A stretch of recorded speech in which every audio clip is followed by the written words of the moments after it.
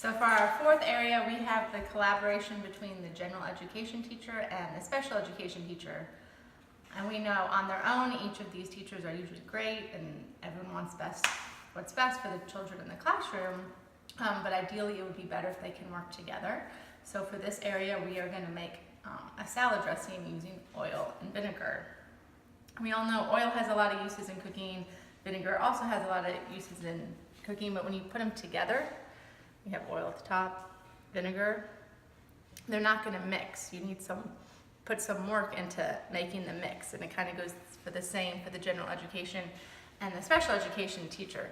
In order for them to be most successful in the classroom, they're going to have to do a little bit of work and communicate and make sure they know what the other teacher's doing and the needs of the classroom and the students in the classroom. So to make our salad dressing, we're going to you take 3 parts of oil and 3 parts oil to 1 part vinegar. Any type of extra virgin olive oil. We've got a lemon extra virgin olive oil, and we're going to use a balsamic vinegar. We're going to put them together.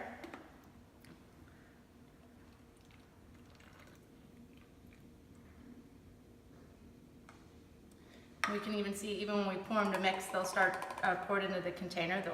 They mix a little bit, but they're going to start to kind of separate. You can already see it kind of separating. So we're going to have to do the work to get them together. In the classroom communication, a good thing to use is you can use like a Google Drive document, because I know it's hard. Sometimes the special education teacher and the general education teacher don't necessarily have the same planning time, can't always see each other face to face to talk, but if you have some type of web shared based document, you guys can go back and forth on that to talk to each other about lesson plans and what needs to happen and the accommodations you're going to make and who's going to work with who and how they want to support each other. But back to the salad dressing, we're going to put in a little bit of garlic just to add some flavor. And a little bit of dried basil.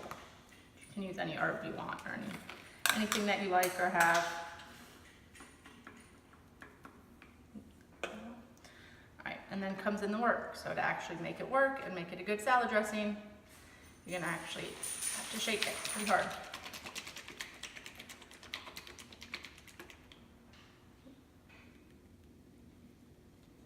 There we go, your salad dressing. Just takes a little bit of work and a little bit of communication.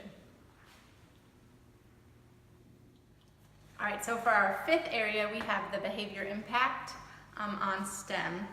And for this, we are gonna make some Chef Boyardee ABCs. That connects with our behavior because we know our ABC stands for antecedent, behavior, and consequences. And this is gonna be a pretty simple thing. Maybe you can cook for dinner, or if you have kids. We all know teachers sometimes just need something simple for dinner at night because it's been a long day.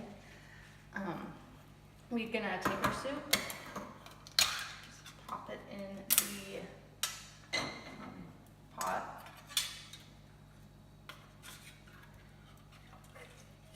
And then just to elevate it a little bit, we're gonna throw in some extra meatballs.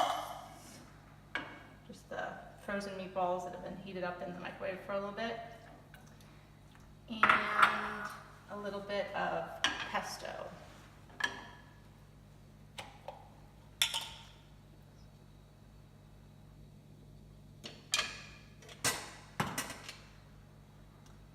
Pesto gives it kind of a little bit of herby flavor. Just more flavor because the Chef Boyardee doesn't always have the most flavor.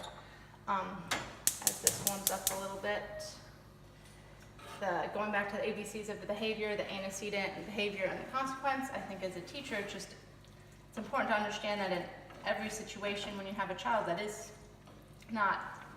misbehaving or not presenting the behaviors you want, is to always go back to figure out what the antecedent is that's causing the behaviors. I think sometimes as teachers, especially new teachers, you just react quickly on the spot and don't think about, well, maybe they're not actually mad at you as a teacher. You shouldn't necessarily take it personal. It's probably actually either someone else in the class or something at home or some other cause of the behavior than you, and to think about the consequence that's going to match with that. But that's our behavior impact. So for our last area, we have how reading and writing can maybe be more incorporated into STEM. And we're going to talk about how we access recipes now.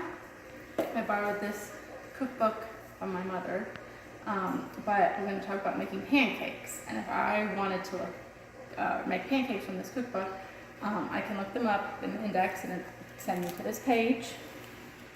And it has all the ingredients, the steps for pancakes, and even a couple different alternatives if you wanted to make buttermilk or buckwheat pancakes, but that's pretty much all you get. Today, there's so many apps and websites and stuff that you can use to get recipes. We're going to look at a specific app. It's called Tasty. Let it load. And it has all different pictures and different recipes and stuff, and it even allows you to save different recipes. So we have a recipe here for pancakes. And what's kind of nice about it is not only is it not just the ingredients and steps, but it has pictures. It goes through your ingredient list. You can export the ingredient list if you need to make a list for the grocery store of what you need. And you can even put it in step-by-step mode so that it's going to walk you through each step and show you specifically how to do each step in the recipe as you go. So we're going to use this method and try and make some pancakes. So what we have here is just flour and some baking powder, and we're going to mix it with some milk and some butter and some egg yolks.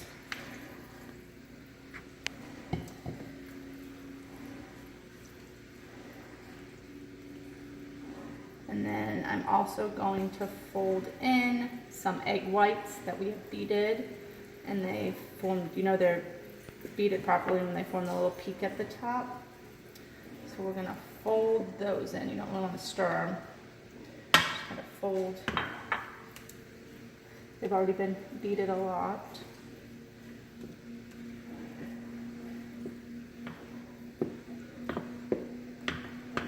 I've actually never tried to make pancakes this way, so we'll see if it works or if it miserably fails. Just like that happens in the classroom sometimes. You have these great ideas. It doesn't quite turn out how you want it to.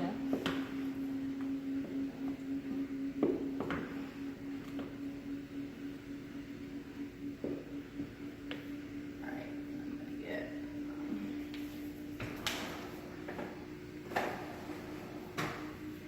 I'm going to put it into this pan here.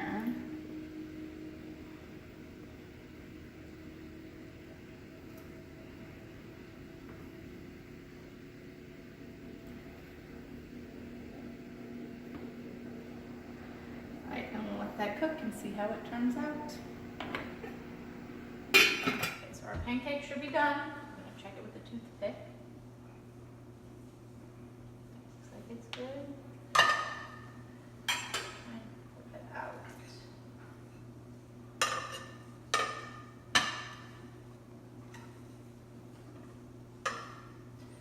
Our pancake, it worked. Maybe a little bit burnt on the bottom, but it's okay. But I think the important thing here is just that as teachers, we're not just giving kids worksheets, kind of like the old cookbook, but letting them use different technology. There's so many different things out there. It's just understanding the different resources we can use to help them in the classroom.